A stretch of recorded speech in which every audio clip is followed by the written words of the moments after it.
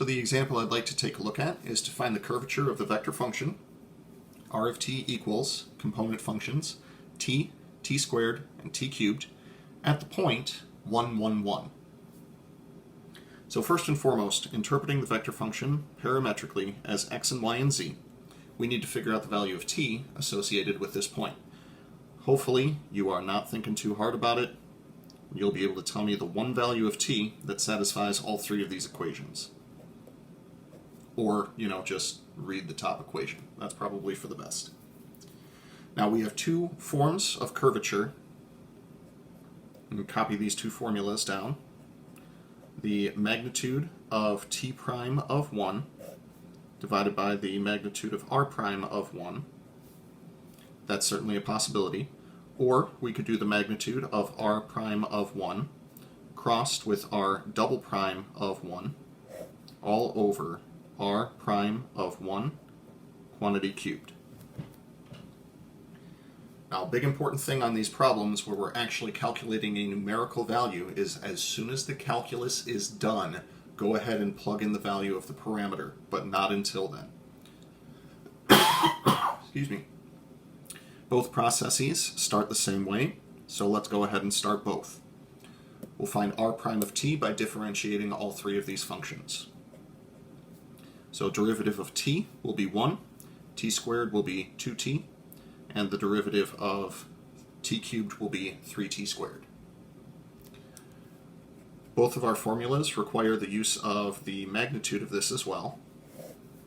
So we'll copy down that this will be 1 squared plus 2t squared plus 3t squared squared. So this will be 1 plus 4t squared plus 9t to the fourth. This radical cannot be simplified further, therefore we will not simplify it further. Now what I recommended in the other video is set up t.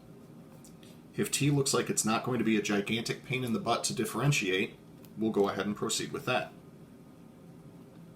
So this is r prime of t divided by the magnitude of r prime of t. Excuse me. This is what I get for filming back-to-back videos.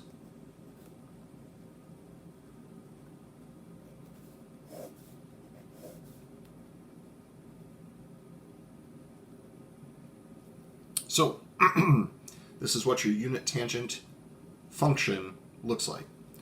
Now, just take a look at this and say to yourself, does that look like the kind of thing that I want to differentiate? If you're like me, the answer was no. However, if you do want to differentiate it and then plug in t equals 1, you are welcome to do so. I'm just going to say, can we not differentiate this?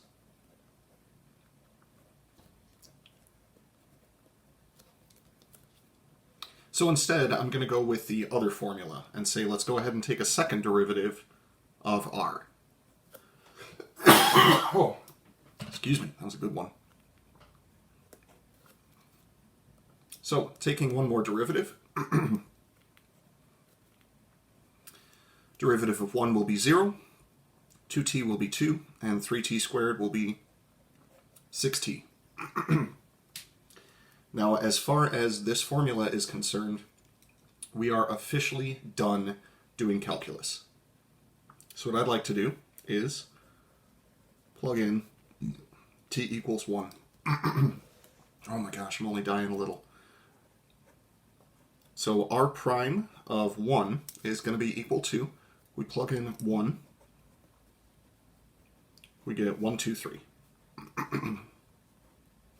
We plug in 1 to the second derivative, that is right here, and we will get 0, 2, 6. We need to take the cross product of these two vectors and then find the magnitude of the result.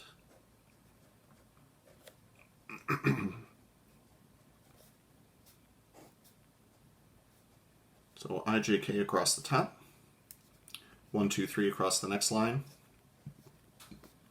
0, 2, 6 across the third row.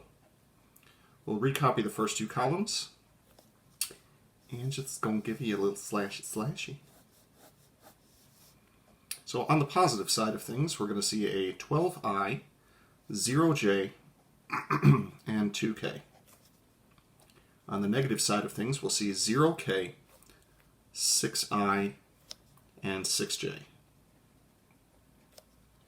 Combining all of our like terms together, I see 12i minus 6i, negative 6 for j, and positive 2 for k.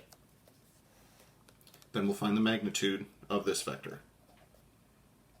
So magnitude of r prime of 1 cross r double prime of 1 is going to be equal to the square root of 6 squared plus negative 6 squared plus 2 squared. That is going to be equal to the square root of 76, which simplifies to become 2 square roots of 19. It is important that you simplify that radical, since we're also going to have a radical in the denominator. Moving on to the next page.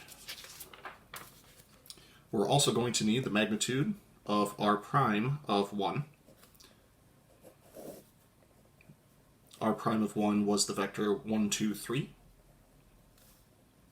And so we simplify that to become the square root of 14. I am looking forward to some water. So the curvature evaluated at 1, which was the magnitude of r prime of 1, crossed with r double prime of 1, divided by the magnitude of r prime of 1, cubed. That is now 2 square roots of 19, divided by the square root of 14, cubed. And here is why we simplified our radical. It is because this fraction reduces. That'll be the square root of 19 over 7 square roots of 14. That would be our final answer. I am going to go scrounge up some water. Holy cow.